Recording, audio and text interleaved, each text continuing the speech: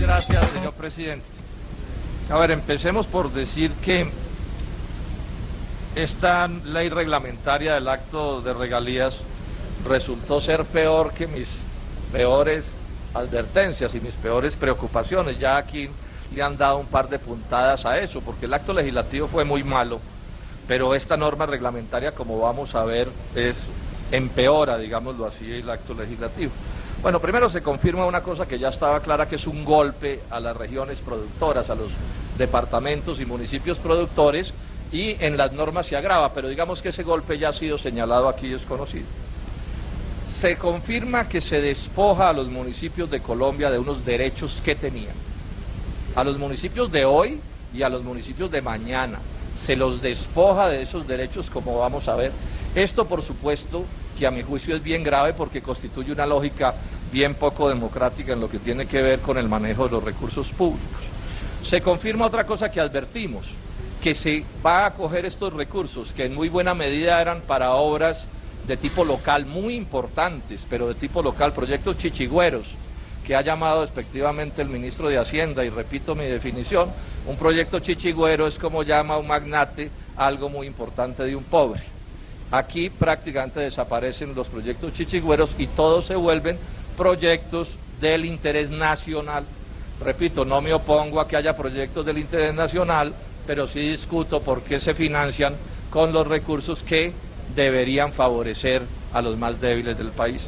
Y en tercer término, y esto es bien notorio, el grado de dictadura del gobierno nacional sobre la administración de estos recursos es casi que inaudita.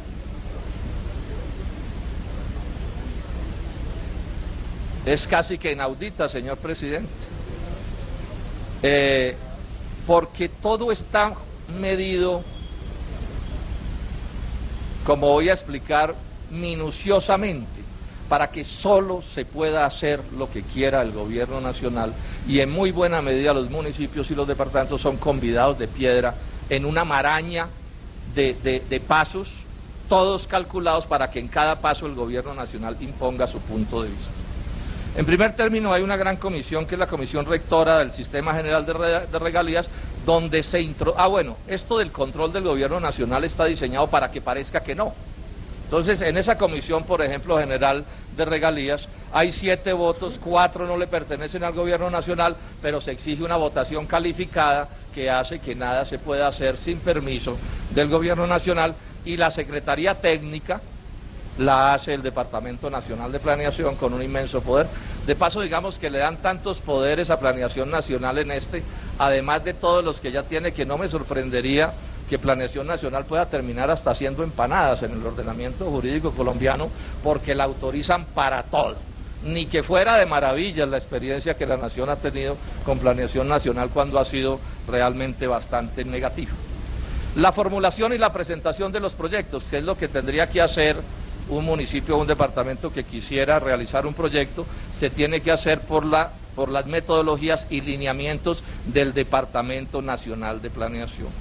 Los proyectos tienen que estar en concordancia con el Plan Nacional de Desarrollo, lo que quiere decir que tienen que ser proyectos del interés nacional. Y ya vamos a ver que para proyectos del interés local apenas se destina una suma insignificante. Va también señalado allí que los proyectos tienen que viabilizarse, pero es el Departamento Nacional de Planeación el que certifica si los proyectos son viables. Para efectos de la aprobación de los proyectos, tienen que estar en concordancia con las metas del Plan Nacional de Desarrollo. Hay un banco de programas y proyectos por donde tienen que pasar también los proyectos que están en trámite, y lo administra el Departamento Nacional de Planeación. Y como si fuera poco, el presupuesto bianual de gastos, que lo debe aprobar el Congreso de la República, es de iniciativa del Ministerio de Hacienda, y si el Congreso no lo aprueba, queda aprobado el que haya presentado el gobierno nacional. Luego es evidente, y podríamos detallar más cosas, que todos estos pasos constituyen un colador para que solo corone con éxito aquel proyecto, ¿sí?, que tenga 20 veces el beneplácito del gobierno nacional, o si no el trámite es imposible de cumplirse. Pero además aparecen unos órganos colegiados, también calculados para generar la ficción de que el poder está en los departamentos y en los municipios. Son órganos colegiados de 3 niveles, de 3 grupos de participantes: gobierno nacional, departamentos y municipios, o de pronto universidades, dependiendo de algún tipo de fondo especial. Y allí se necesitan 2 votos para poder determinar, y es obvio que el único que tiene poder para determinar esa mayoría de votos es el gobierno nacional. Presumir que los alcaldes y los gobernadores solos puedan hacerle esa mayoría al gobierno nacional, por supuesto que realmente no constituye una idea que sea creíble. O sea que entonces, resumo hasta donde voy, el gobierno nacional define, a través de planeación nacional o de los ministerios o lo que sea, define qué proyecto sobrevive y qué proyecto no sobrevive, cosa que significa también que muchos municipios podrán presentar, o departamentos presentar un proyecto una y 1000 veces, y que el proyecto no se termine realizando.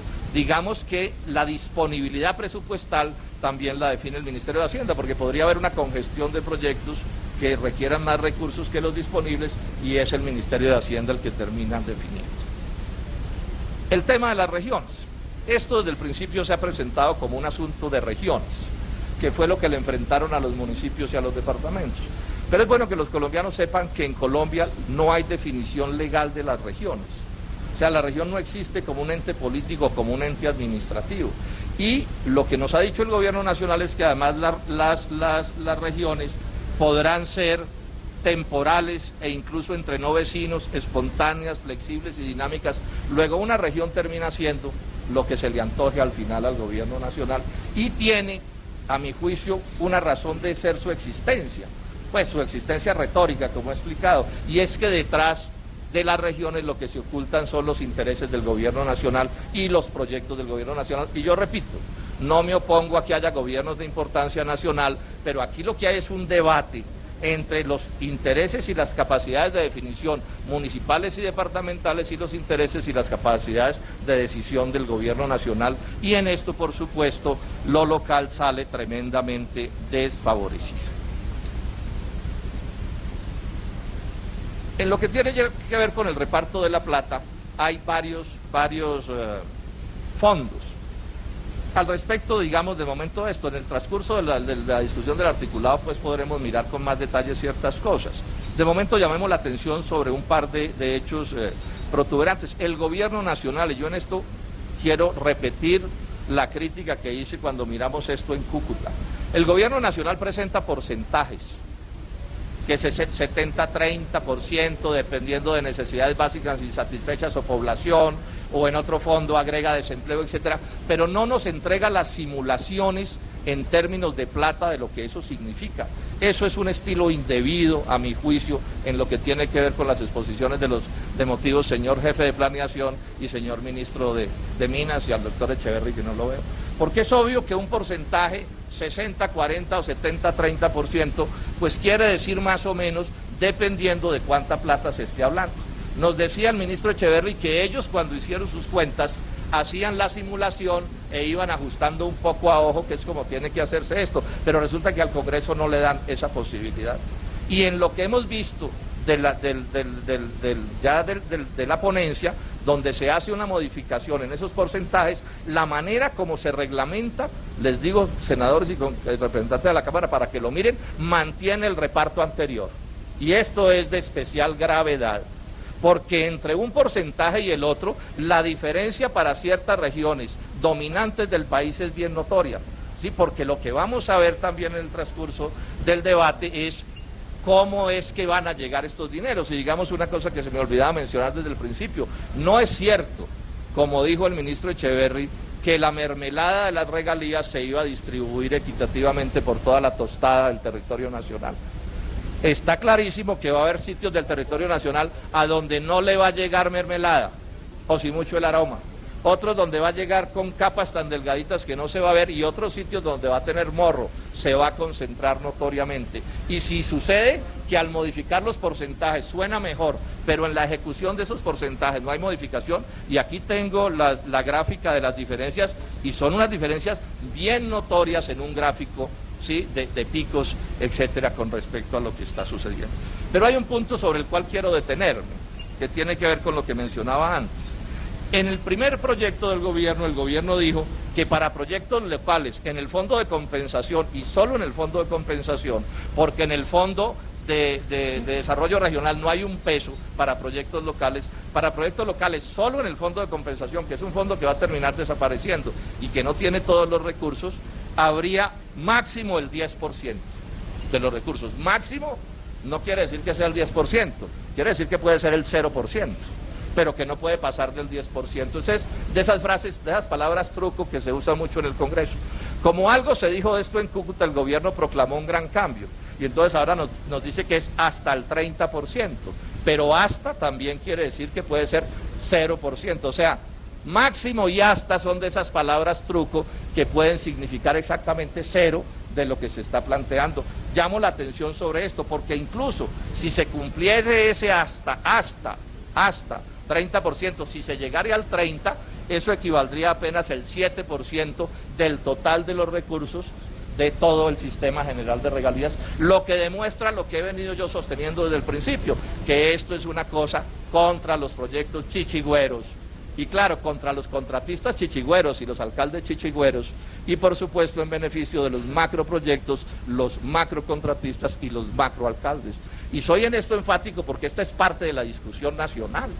Es decir, todos sabemos que en una economía de mercado como la nuestra hay una disputa por quién controla y ejecuta los recursos públicos.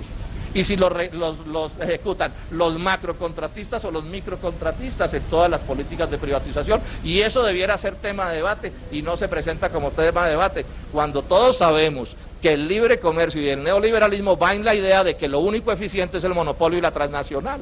Entonces aquí puede terminar sucediendo por la vida de esto, senadores y representantes y colombianos, que todo este sistema general de regalías les sea entregado a los monopolios en su ejecución y particularmente a las transnacionales dentro de la lógica del plan del libre comercio, y esto se debería discutir, porque a mí no me da lo mismo que una vía la construya la Ingeniería Nacional de una capital de departamento o de un municipio, a que la construya un monopolio y a que la construya una transnacional, y más cuando, presidente, esto es muy tenaz, ¿no?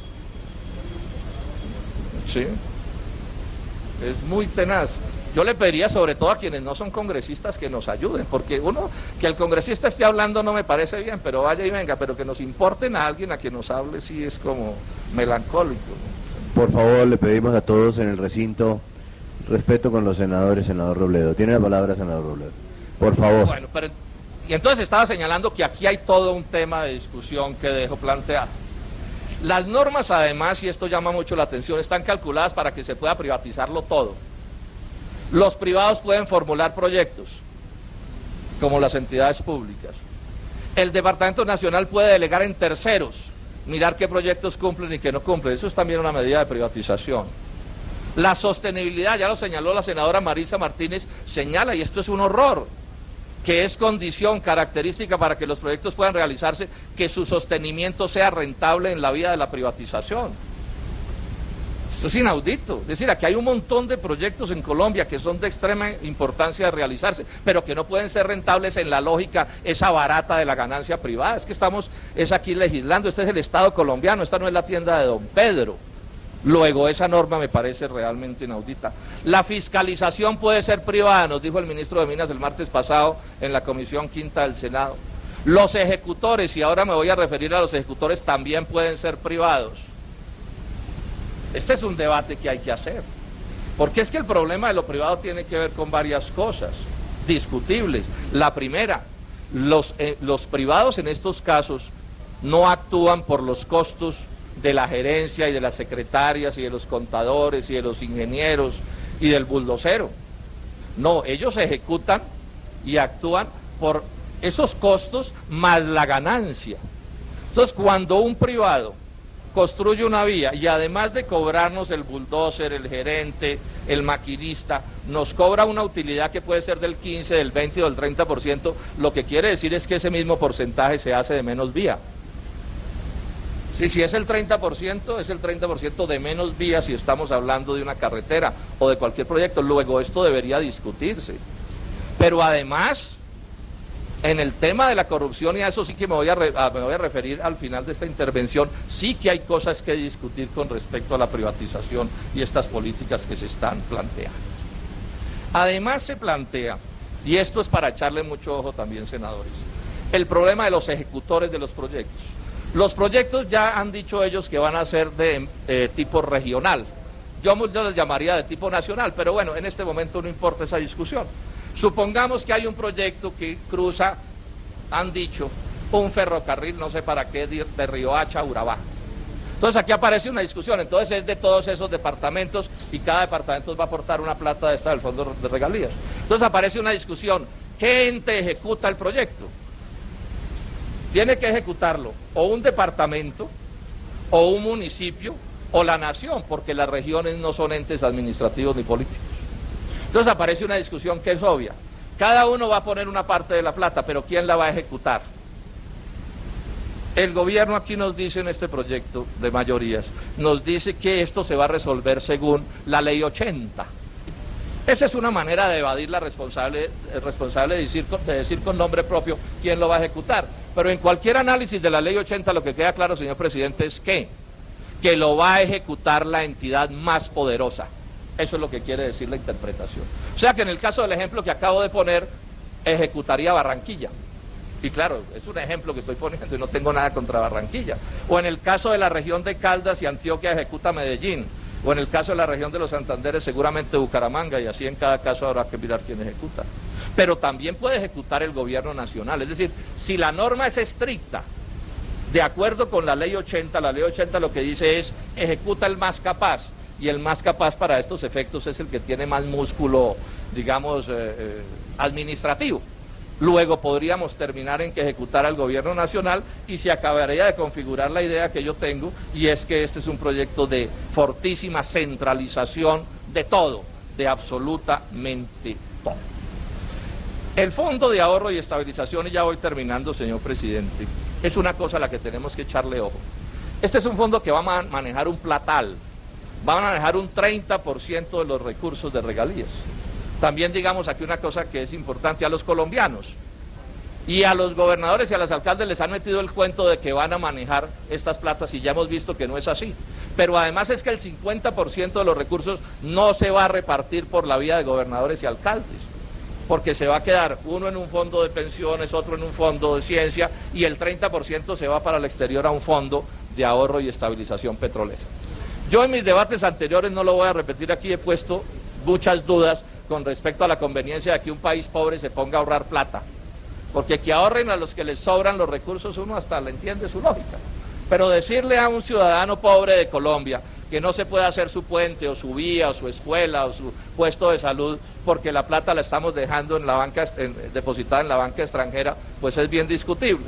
Pero aquí lo que quiero discutir es una cosa que me llamó mucho la atención en el cambio del proyecto a la ponencia, senadores. Y es que la impresión que me queda, y espero que aquí traigan al gerente del Banco de la República que nos explique esto, y es una petición formal que le estoy haciendo, señor presidente de la comisión, es que mi idea es que aquí, para manejar este fondo de ahorro y estabilización, lo que se está creando es una especie de fondo de inversión para especular con los recursos. Ministros y jefe de planeación, les pido el favor que me escuchen. Estoy diciendo que todo me indica que lo que se va a montar es un fondo que no se va a mover con la lógica de un fondo público, donde el riesgo es lo determinante y casi que lo único que define, y nos vamos a meter o se van a meter en un fondo para arriesgar especulando en el mercado mundial financiero.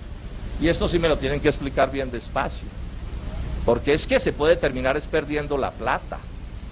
Dice el articulado que nos entregaron que ese fondo se regirá por las normas del derecho privado, que estará fundamentalmente en el extranjero, que asumirá compromisos no de fines, sino de medio, o sea que no se compromete a que las cosas salgan bien, que si sale mal de los propios activos, llamemos del fondo, se pagará la administración y no de sus utilidades, que habría que actuar, dicen textualmente, entre comillas, como un inversor prudente. Esas son lógicas de especulación financiera. Yo no veo esto como lógicas de Estado y por eso pido que aquí me traigan al gerente del Banco de la República que nos explique con detenimiento esto. Que habrá periodos en que el fondo podrá tener rentabilidades negativas, o sea que el fondo podrá perder plata y eso está autorizado por el manejo. Que habrá que hacer inversiones con objetivos de riesgo, entre comillas, objetivos de riesgo, entre comillas. ¿Por qué vamos a introducir el riesgo adentro de esto? Que el comité de inversores será Minhacienda, Minminas y otra vez el Departamento Nacional de Planeación. Y que podrá invertir textualmente, repito entre comillas, podrá invertir los recursos en todo tipo de activos, incluidos derivados y repos y simultáneas y transferencia temporal de valores, y que podrá haber una estrategia de inversión de los recursos en función de la rentabilidad y el riesgo. Este es un asunto que yo le pido al Senado que miremos con todo detenimiento, ¿sí? Porque probablemente lo sensato sea tomar una determinación y es que se invierte con cero riesgo, donde las rentabilidades son menores, pero el riesgo también desaparece o por lo menos es casi inexistente. Yo quisiera que esto lo miráramos con todo el detenimiento. Por último, este punto que es un punto crucial, el de la fiscalización de estas platas. Ya vimos la salida desafortunadísima del ministro de Hacienda el jueves pasado porque se puso bravísimo, porque la Contralora dijo que había que bregar a mejorar la fiscalía y que debía estar la Contraloría. Y el ministro de Hacienda se puso como un tití, que se dice, curioso. Tenemos un problema gravísimo en Colombia, todo el mundo dice, y con mucha razón, que aquí se roba todo el mundo la plata o mucha gente se roba la plata mejor.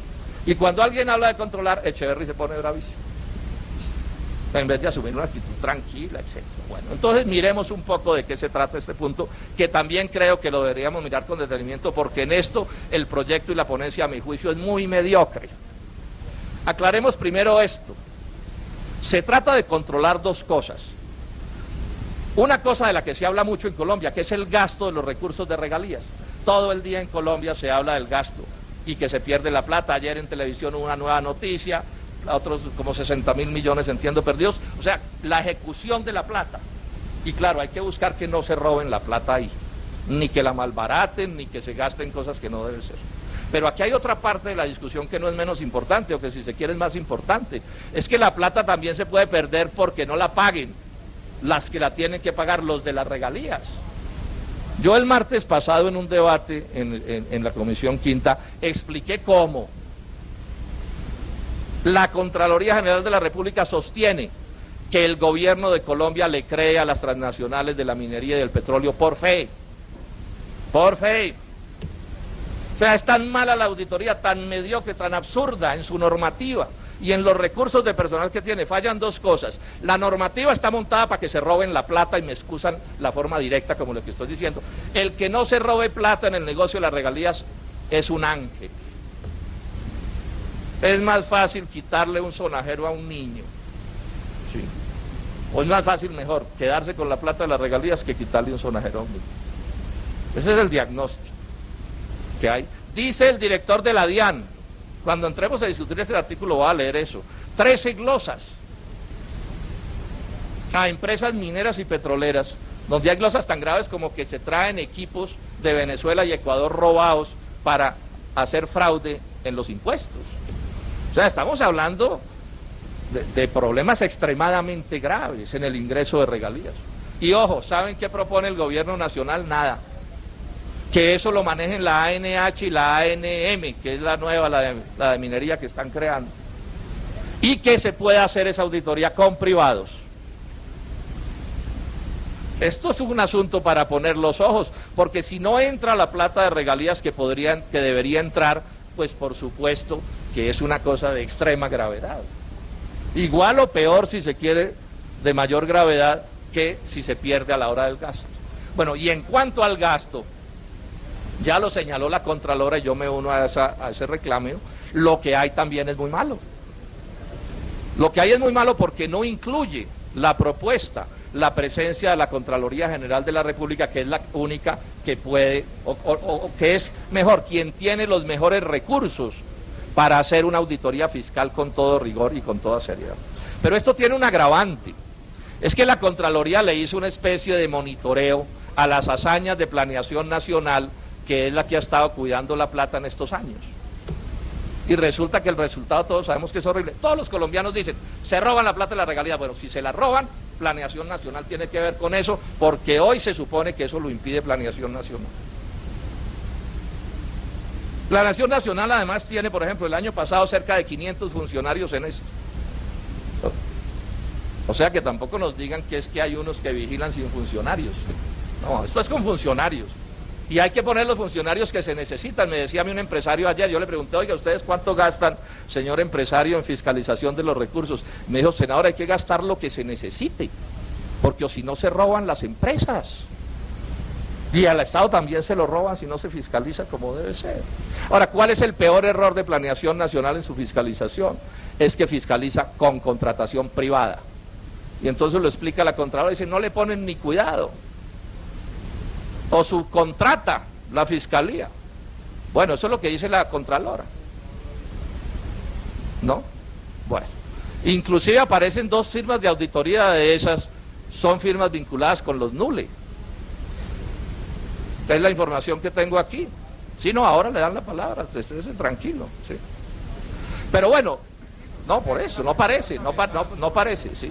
Vamos pero terminando, al punto que nos interesa llegar, señor director de Planeación, es que nos pongamos todos de acuerdo en que vamos a hacer una cosa seria en esto de la auditoría. Ese es mi llamado. Finalmente yo no estoy haciendo otra cosa aquí que llamar la atención sobre una cosa, para que la auditoría sea primero en el ingreso de los recursos, es decir, en lo que pagan las mineras y las petroleras, súper dura esa auditoría, que no se pierda un peso. Y segundo, súper dura la auditoría también para que no se pierda ni un peso en la ejecución. Y para eso, a mi juicio, y este es un debate de fondo, esto hay que hacerlo con funcionarios del Estado. Y no me van a meter el cuento de que en Colombia no se consiguen funcionarios del Estado pulcros, inteligentes, trabajadores que sean capaces de cumplir esa función como se debe cumplir. Como se debe cumplir. Por último, 2 cosas más. El proyecto tiene unos micos, señor presidente. El ministro Cárdenas en Cúcuta me dijo que el mico de bajar las regalías de ciertos minerales lo iban a retirar porque a él también le parecía, no usó la palabra mico, pero le pareció que eso debía ser objeto de otro proyecto. Y el proyecto contiene la posibilidad de bajar 40% las regalías, por ejemplo, de los crudos pesados y en general de los hidrocarburos no convencionales. O sea, ese es un debate grande, bajar las regalías, que ya son bien malas, en 40%, pues por supuesto que es bien discutible. Deben estar de fiestas, dije yo en Cúcuta, los de Pacific Rubiales, para poner un ejemplo. Pero bueno, son 2 discusiones, si es conveniente y segundo, si es aquí, no es aquí. Eso es un mico. Y es un mico también lo que están estableciendo para los precios base de liquidación de regalías, desreglamentándolos todavía más, debilitando la ley y transfiriéndole el poder a la ANH y a la ANM. Yo creo que eso es equivocado. Pero no solo es equivocado porque debilita, por supuesto, el control de estos recursos, sino porque es otro mico. Ministro Santamaría, eso no puede estar allí. Y no puede estar allí por esto, porque el acto legislativo dejó claro que eran 2 leyes. El acto legislativo con toda claridad dice, son 2 leyes. Una para las condiciones para la explotación, que son estos 2 asuntos a los que me he referido anteriormente. O sea, ¿cuántos son las regalías? Y cómo se calculan estas cosas, esos son de condiciones de explotación. Y la otra ley es esta que estamos tramitando, que tiene que ver con la distribución. O sea que estamos violando la Constitución por una parte, pero de otra parte es un mico porque no contiene unidad de materia. Usted me lo reconoció en Cúcuta, por lo menos para el primer aspecto.